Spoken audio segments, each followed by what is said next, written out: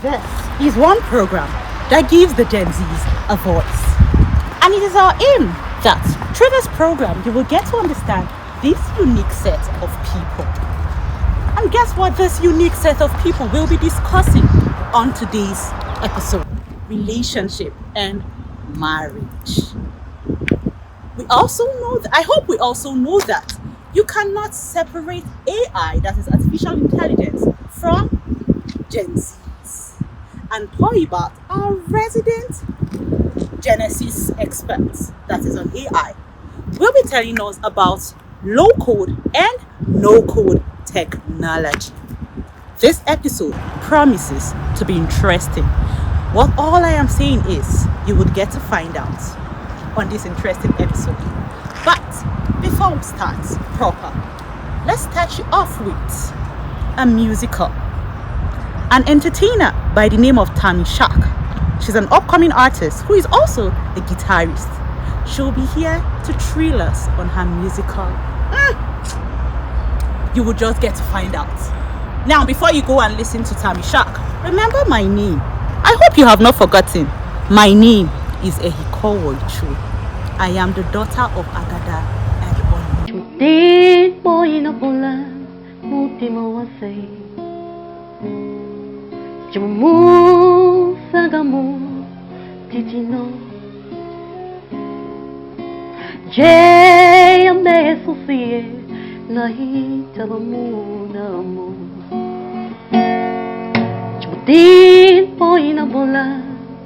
mawasay Jamu sagamu titino Jayame susie nahi tabamu namu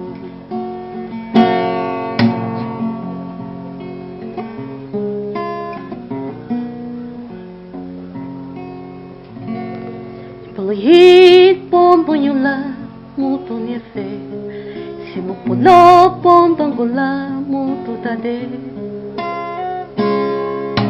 jen shone kilaye esi neseti so go away.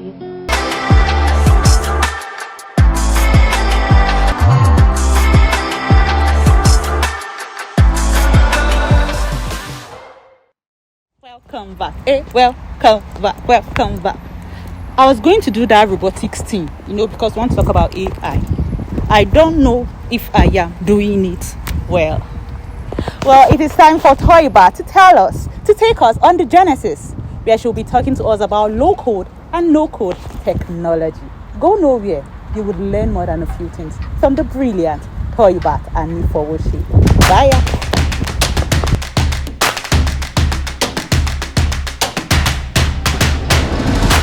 Have you heard about low-code, no-code development? Well, it's one of the latest technologies in software, which experts say is a game-changing approach to building applications. Welcome to the Genesis.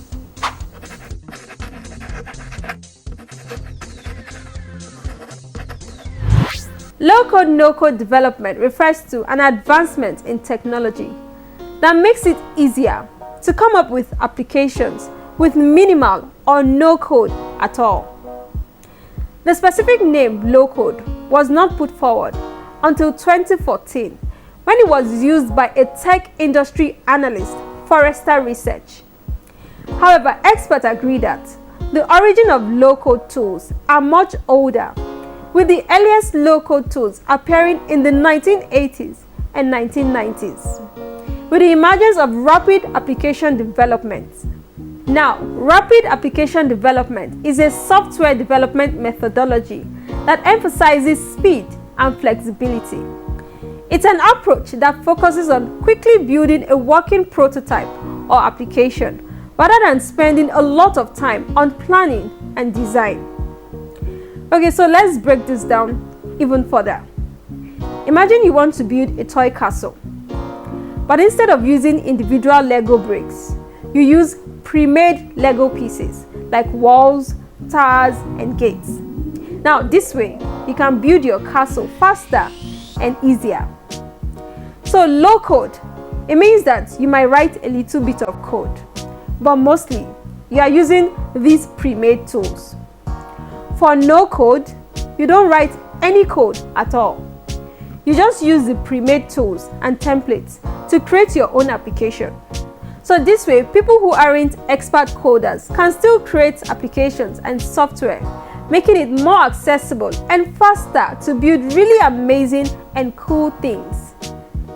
Now, this innovation reshapes the software industry by accelerating application development, reducing costs, and increasing agility. With low code, no code, businesses can quickly respond to changing market demands and rapidly prototype ideas. It also democratizes software development, making it accessible to a broader audience.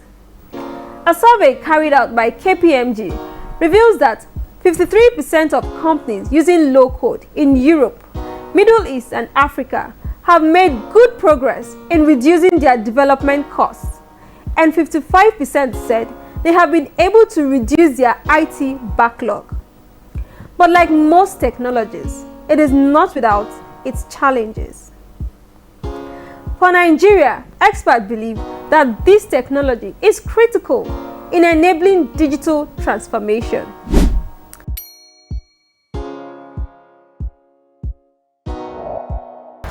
I've tried to keep up with this artificial intelligence team, but thanks to Toybat, we all are learning together. Now it is time, oh lad, it is time for these unique people to express themselves. They are called the Gen Zs. I call them our in-house Gen Zs. Go nowhere, put on your glasses, it's time for Gen Zs.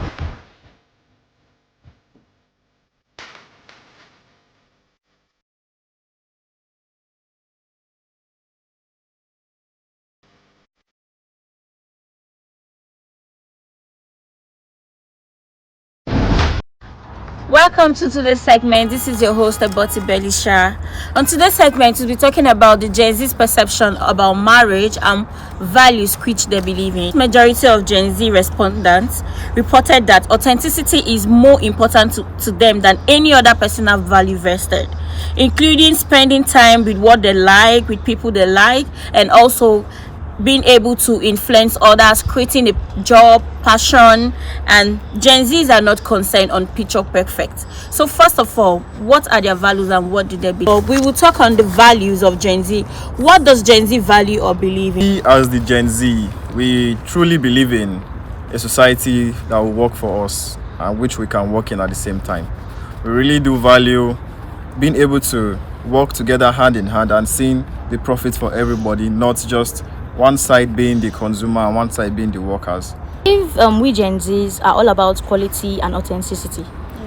I believe we believe that we want things that are real. We want the reality. We want to be able to face the reality. We want to work in togetherness. We want to believe that we have a great future in hand and use what we have to get what we want. We believe that we are a new generation creating a new pattern to how things are being done. It's just you applying a different method in achieving a desired goal. I think one value that Gen Zs have is not being pretentious. We have that ability to be very real and be very, authentic, be our true selves, and that is why we are so different from the other generations. Live in clear communication. Like we tend to like when we communicate with one another clearly, not trying to hide one thing or the other from each other. We believe in our skills, using what you have to get what you want, like my fellow guest said, and that is one of the most important things. We believe in going out with different ideas, creating different ideas and running with it. So concerning Gen Z's perception of marriage, first of all, you begin from relationship before getting into marriage. So what is Gen Z's approach to relationship in your own perspective? Right now, it's just something that shouldn't be rushed, something that should be taken at pace for you both to know what you want. So I believe in a relationship, you all should be able to trust yourself, have commitment to each other, and in the long run, be married. But before you get to that marriage stage, you should be able to build some certain levels of values and boundaries and stuffs. Boundaries might sound like a too much word in this sense, but I will still stand on boundaries, because there are some sort of things and certain things that you and your husband, or to be husband or fiancé or boyfriend and girlfriend or whatever you call yourself, have to have, in the aspect of, oh, you guys have a timetable for stuffs, you have this certain venues you go to, places you go to, you don't just go to anywhere anyhow. Do you understand? So I believe we Gen Zs want something real. But before you get that something real, you definitely have to go through waivers and seas of different kind of individuals. It first starts from friendship. And when you start from friendship, you don't get to know that person fully, because now I know you to a certain level. Now I'm entering into a relationship with you with emotions, emotional attachment, a lot of attachments in place. So relationship to me is like rediscovering a friend that you had with emotions. So that is my own approach to it. I get to know you more, I get to know you better before we go to another stage. So that is relationship. Enter into relationships mostly to satisfy their own pleasure, and we as a generation, that's something we should actually work on, because many people enter into relationships not for the right reasons. They enter into relationship because of one thing or another. Speaking from my own point now, my own approach to relationships is, I'm not dating to just to play around or stuff. I'm dating because I want to get married.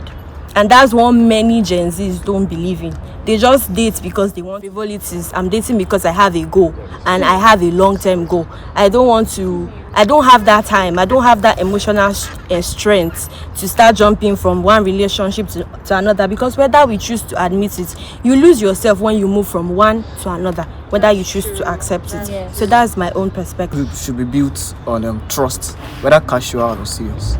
That's the most important thing in a relationship. And there must be a clear communication between both parties, and both parties should be able to share responsibilities within each other. So one of the most important things, like me, I'm a Gen Z, I believe that every relationship should have a form of trust, be it friendship or a romantic relationship, even relationship with your family. You should be able to trust one another. So trust, commitment, and the ability to want to work it out together with this person or this partner. So that's my own view. Okay, we've all shared our ideas on approach to relationship. Most of us already personalize it, while most of us generalize it. So right now we are going to talk about what the Gen Z thinks about marriage. So I see marriage as a lovely union, a lovely bond when it goes right. So my thoughts on marriage, what I think about them is that when it is done properly, when it is done well, it is one of the best things that you can find out there that you can see people in. So I just think whoever is planning on getting married should really take it the right way. Generally and personally, in fact, in the whole wide world, marriage is seen as a bondage, like a cage, something that traps you for being who you're supposed to be. But nowadays, marriage has been seen as a way to free yourself, a way where you find freedom as an individual and as a whole. So as he said, marriage is a beautiful thing. I won't lie to you, it's a very beautiful thing. It's a lovely thing. Oh my days, you'll be so Have you been in it before? I've not been in it. I mean, I've not been in it, but there are a lot of examples for me to point out. My parents' marriage is looking fine and sweet. There are different people's marriage I've seen that are good, but at the same time I have seen the other side of marriages from other people, and I tell myself, if this is marriage, I don't want it. Which is the coming together of a man and a woman to become one.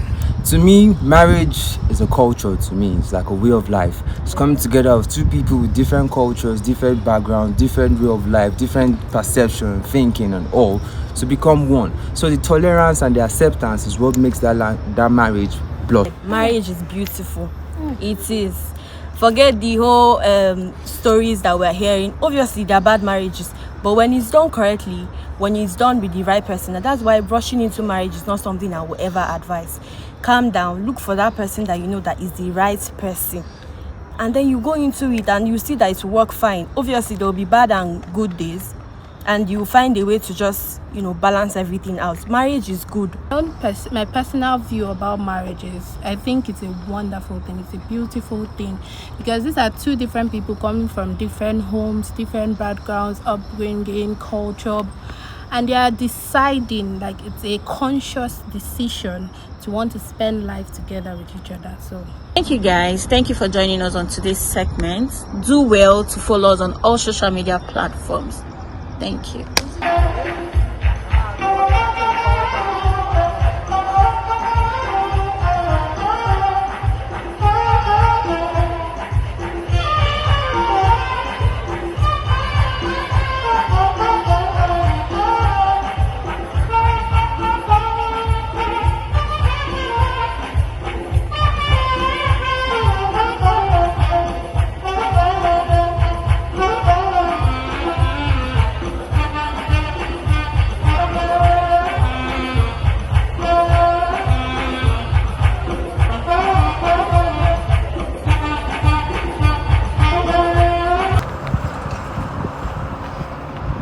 Welcome back. Now I hope you're following us on all of our social media platforms. Remember, follow us on our social media platform. Tell us what you want us to talk about. So leave us your comments, your suggestions, and also like our videos. Welcome back from Tamisha. I hope you enjoyed her scintillating voice. There's something people do not get to talk about well, or the older generations never focused on it. But in this generation, there's someone who is now focusing on the boy child. How can we improve the lives of the boy or child? We have an ambassador who has an NGO focusing solely on the boy or child. What this is all about, she will get to find out. Go nowhere.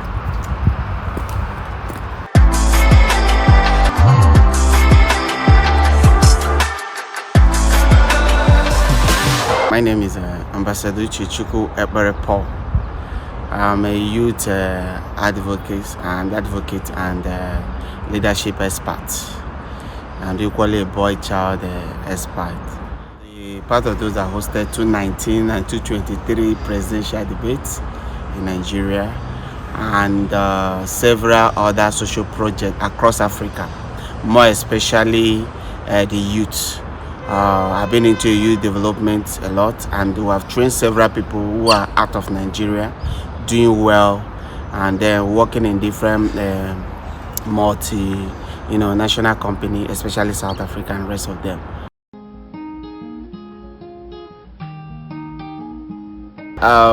The Boy Child Advancement and Protection Foundation actually started this year. Like I said, I've been involved. I've been a founder of so many youth projects. But the Boy Child started as a result of our advocacy towards the youth, and we discovered a lot of errors going on that need to be addressed from the foundation. So the Boy Child Foundation Advancement and Protection started as a result of several crime.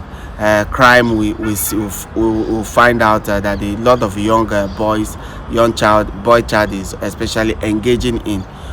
Along the line, we visited prisons, saw a lot of your boy child in the prison, and when you actually listen to their crime, you discover that this is what that should have avoided if attention was given to the boy child.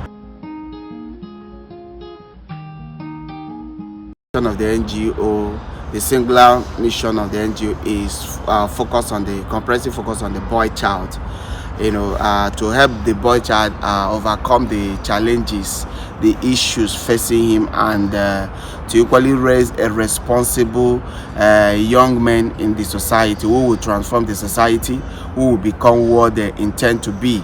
That is the comprehensive aim of the boy child. And since we started, and also to mentor the boy child to overcome issues, discover himself, and be able to face the challenges that is before him. We are bridging the gap to make sure that we raise a responsible people, and also make parents to understand the cry of the boy child, that the boy child you neglect today is a boy child that will cause problem for the society.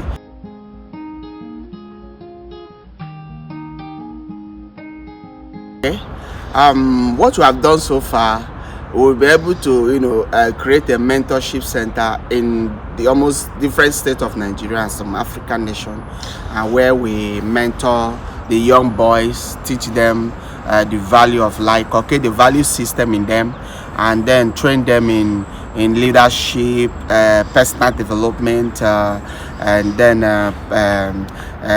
give them what life is all about. And then we are really achieving a lot on that.